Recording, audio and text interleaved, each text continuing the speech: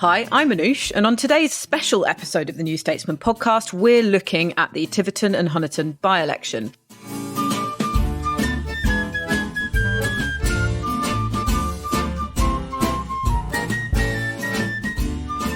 And I'm delighted to be joined by our business editor, Will Dunn, for his debut on the New Statesman podcast.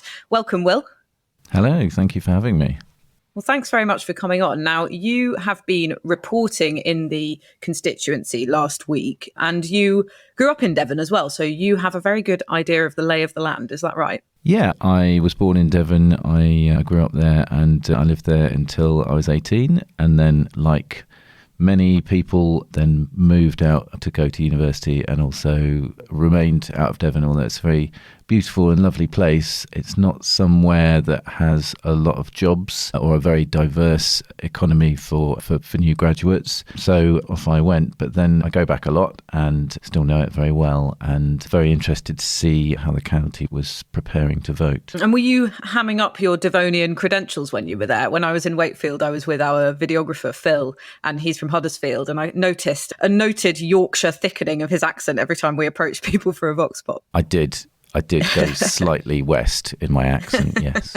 And so what did you find? Because essentially, for any of our readers that haven't been following this is a sort of true blue Tory constituency with a majority of over 24,000. The by-elections come up because Neil Parish, the long-time Tory MP for the seat, admitted to watching porn twice in the House of Commons and resigned over that scandal. And now the Lib Dems are targeting it. And I haven't been to the seat, but I've spoken to a few sources and they seem very upbeat about their chances of winning the seat. Is that a fair sort of overview? Yeah, it does have a very large Tory majority, and Neil Parish was very popular as a local MP. He was chair of the DEFRA Select Committee, so he was seen as a good representative of the agricultural industry in Parliament.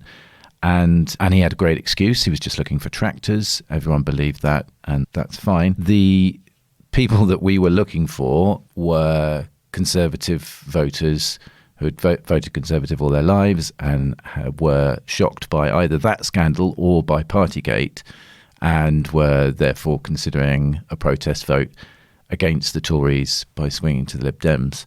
That is what the Lib Dems are hoping for, clearly, for at least some of their vote. But we found those people quite hard to find on the street. There were a number of people who said to me, I'm voting for Boris Johnson. I checked with these people if they could name the Conservative candidate, and a few of them couldn't. The Conservative candidate, I should say, it seemed to be being kept under wraps to a certain extent. I wasn't able to speak to her in person or on the phone, which is fairly typical of some by-election candidates. But there weren't a lot of people, Conservative voters, or in fact Lib Dem or Labour voters, who seemed particularly to be basing their decision on Partygate. Right, that's so interesting, because we spoke about the Wakefield by-election on the last episode of the New Statesman podcast, and it was coming up on the doors, actually. Even when I was shadowing the Conservative campaign door knocking, people were bringing it up unprompted. That's interesting that it didn't play as much on voters' minds that you spoke to in Tiverton and Honiton. So if that wasn't sort of at the front of people's minds, what were the main issues that they were bringing up? The economy was the big one. I think it's an area in which people feel inflation, particularly the kind of inflation that we're experiencing at the moment, quite quickly. I think because the kind of inflation we're having at the moment is based heavily on energy prices. First of all, it's an area where people drive a lot. There's very little public transport. Bus service is quite limited. And also you've got the agricultural industry is obviously quite reliant on the price of fuel and fertilizer. So you have a lot of areas where people will feel the kind of inflation we're having at the moment very quickly. And I think that worries people much more than what's going on in Westminster. And you've written a great piece about this, which I encourage all of our listeners to go and read. It's in this edition of the magazine, but it's also online. The headline is Will Devon's Conservative Voters Abandon Old Loyalties. And actually you go and meet a local farmer, because farming is a big industry in the constituency. What did you hear from him? So he was complimentary about Neil Parish. As I said, I think he was quite liked by farmers. One of the big uncertainties for farmers around the country at the moment is, of course, Brexit. Lots of promises were made, And there is a bit of a misconception that farmers all voted for Brexit and now regret it. The polling by Farmers Weekly, I think it was, showed that the Brexit vote among farmers was around 53%, I think, on the bigger polls that they did, which is pretty much exactly what the Leave vote was in Tiverton and Honiton, and obviously pretty similar to the country as a whole. But I think there is quite a strong feeling among farmers now that trade deals are being done very quickly, which is a worry for them because they're concerned that that could lead to an influx of cheaper produce into the country just at the point where the UK is basing its subsidy regime on environmental stewardship. And that could mean that the UK farmers are producing higher welfare or more environmentally sustainable produce that has to be much more expensive. And people in the UK are, especially with the economy going the way it is, buying lower welfare, less environmentally sustainable produce from Australia or New Zealand or anywhere where we're trying to make a trade deal with. The subsidy regime is also part of that. So it's not clear to farmers. I've spoken to exactly what they're going to get. There is increased bureaucracy and there is a period of uncertainty. It may be that works out and they, after a period of uncertainty, they get better payments for farming that they would rather do. But the farmer that I spoke to in Tiverton and Honiton said, in this industry, we plan years ahead, sometimes decades ahead. And at the moment, we don't have the facility to do that because we don't know exactly how much money we're going to get for things and how much things are going to cost. And so is that changing the way that these farmers might vote? Did you get any sort of idea of whether or not it was having a political impact, this frustration? I think it could do, yeah. Yeah, because I think although the Brexit vote may not have been as strong as some people might think about among farmers, I think they are generally a fairly good constituency for the Tories. But that could well be changing. The problem that farmers have in terms of political influence is that there aren't that many of them. There are many more people work for Tesco than work on farms. Hi, it's Anoosh here. This is just a reminder that as a podcast listener, you have the option of subscribing to the New Statesman with a very special offer. You can subscribe for just £1 a week. That's 12 weeks for £12 if you go to newstatesman.com/podcast offer. We'll be right back. If you're enjoying our audio long reads, you might also like the New Statesman's international news podcast, World Review. Twice a week, the international team unpack the most significant stories in world affairs and interview special guests for their unique perspective and expertise. Get better informed with World Review, available wherever you get your podcasts.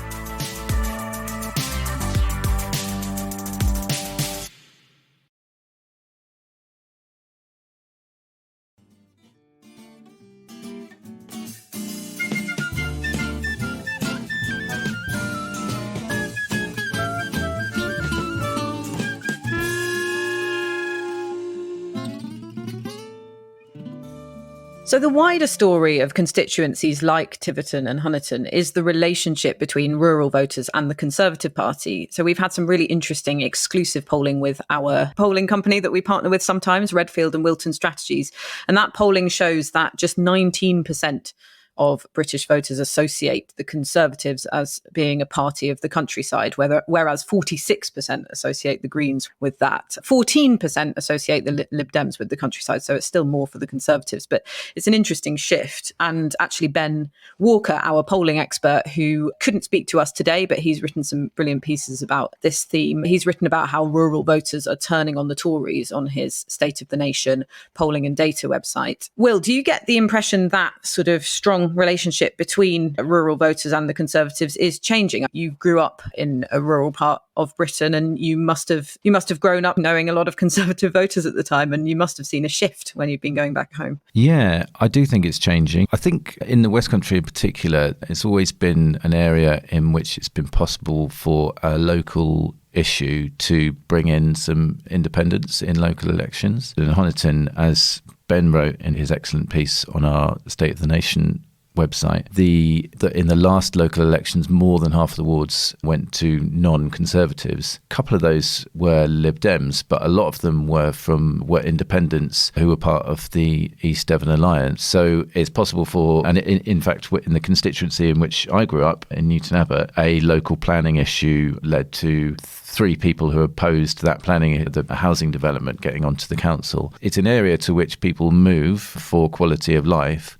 And when they see things like very large housing developments or environmental issues that could go against what they've moved there for, then people can change their minds fairly quickly. And I think our listeners should go and have a look at the maps that Ben's drawn of this. The piece is called "Will the Conservatives Lose the Tiverton and Honiton by-election?" And he's compared those votes for individual wards in Tiverton to those in North Shropshire, which of course the Lib Dems won off the Tories in a surprise result in a previous by-election. And nearly all of those ward seats had been Tory, whereas in Tiverton there seems to be more of a proclivity to vote for independent candidates, as you've said. And I was speaking to someone inside the Lib Dem machine who was saying, actually, in the West Country, it's interesting because you do, even though Tiverton and Honiton has never been a Lib Dem seat, you do have Liberal heritage in the area. Of course, lots of Cornish constituencies were Liberal Democrat in sort of recent memories. And they were describing sort of Tiverton and Honiton as one of these places where people still refer to the Liberal Democrats as the Liberals. And so there is that tradition there. People do know that sort of that is a party that you can vote for. Is that fair to say? I think so, to a certain extent, although I would point out that the Lib Dems have not become better than third in the constituency since 2010. So when I spoke to the Labour candidate, I guess the Labour candidate would say this, but she was quite, and I think understandably, a bit annoyed that in general this by-election is being set up as a fight between the Conservatives and the Lib Dems, when in the last general election she came second with 11,000 votes. And to a certain extent, that is the unspoken fight of this by-election, is the fight between the Lib Dems and Labour, because the Lib Dems are trying to persuade those 11,000 Labour voters to lend them their vote in order to deliver a message to the Tories. That's really interesting, isn't it? Because the sort of narrative of this by-election is that the Lib Dems are parking their tanks on the Tories' lawn and trying to get disaffected Tory voters to vote for them. But actually, they need to nick those Labour votes. And they've been taking encouragement from Ben Bradshaw, the only Labour MP in Devon, who has hinted that Labour voters ought to vote for Lib Dems in this by-election to try and unseat, or try and get the Tories out. And then you also have this feeling of almost relief among some Lib Dem activists that I've spoken to that Keir Starmer is leader, because if you have a sort of less frightening Labour leader in terms of the perceptions of the public, so someone like Keir Starmer over Jeremy Corbyn, then people are more likely to lend their votes. Tories are more likely to lend their votes to the Lib Dems because they don't fear a Labour government as much as they would in the same way as if Corbyn was leader. So that's really interesting. And so the Lib Dems have been watching the long Corbyn effect very closely to see how much Tory voters are still afraid of a Labour government. So that's another aspect of the sort of Labour dimension of the seat that the Lib Dems have to tackle. Yeah. And I should say, I think based purely on the people that I spoke to, it did seem that there were definitely Labour voters who were switching in some numbers to the Lib Dems. So I think they do have a chance at that. But I do think that to a certain extent that also robs some people in that constituency of the opportunity to vote on anything other than whether or not they think Boris Johnson should continue to be Prime Minister. And that at a time of what looks like a fairly serious economic downturn, a time when there are significant environmental issues that are affecting that area, I think that could possibly not be the best thing for democracy in that area. No, that's right. And we do, as a media, have a tendency to cover these by-elections as if they are referendums on leadership or on the Prime Minister. And actually, part of the story of seats like this is that they do feel in some areas that they have been taken for granted. The narrative, of course, in recent years, especially in the last general election, was targeting and winning those red wall seats like Wakefield that changed hands from the Labour Party to the Tories.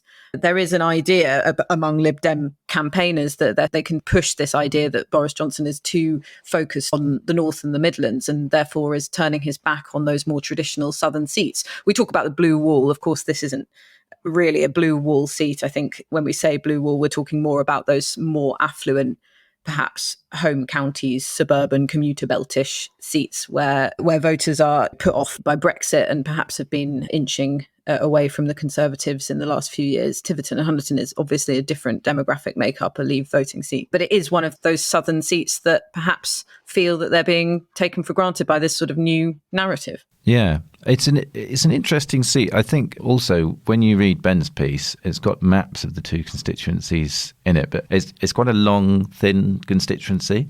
And if you look at it within a map of Devon, and it goes from the kind of the centre of the county out to the coast. So it covers quite a lot of the different areas. And I guess it demographically and economically, it covers quite a lot of the inequalities that you see within the West Country and perhaps within some of these not quite blue wall areas, in that you have fairly large areas of manufacturing, but you also have fairly large numbers of wealthy retirees who might have moved there from somewhere else, and you have a lot of different competing interests, and it's quite a economically diverse slice of the country, and for that reason probably quite difficult to campaign in and quite difficult to predict. And because you've used the word predict, I'm going to be unfair and ask you, I mean, it's a stupid question, but really, what do you think, what's your sense? What do you think will happen in this seat? So I should first make a disclaimer that almost everything I predict, I get it wrong. And so my almost certainly wrong prediction is that the Lib Dems will be able to make a significant dent in the Conservative majority, but it is a real mountain to climb in terms of votes. And based on a very small sample size of the number of people that I spoke to who still said they were voting Tory because they saw it as a national vote and their own kind of vote of no confidence or confidence, I think there will be enough people to help them hang on to the seat. But as I say, I could very well be wrong. Well, it's nice for you to bring that raw honesty to the New Statesman podcast in your first outing on it. And we hope that you will come back and speak to us again. Thanks so much, Will. Thank you so much. So before you go, I've got some exciting news. We're thrilled to launch our New Statesman app this week, which is available in the App Store and Play Stores now. We would say this, but it really is a thing of beauty. You can now enjoy our award-winning journalism from both print and online within the app, but you can also listen to all of our New Statesman, World Review and Long Reads podcasts within it, toggle between international and UK editions, and check out our striking photography and illustrations. So as soon as you've finished listening to this, download it and enjoy the New Statesman on your mobile or tablet in the very best way possible. You've been listening to the New Statesman podcast with me, Anoosh Chakelian, and my colleague Will Dunn. We're produced by Adrian Bradley, and our music is Devil with the Devil, licensed under Creative Commons. Thanks so much for listening, and don't forget to leave us a nice review and subscribe.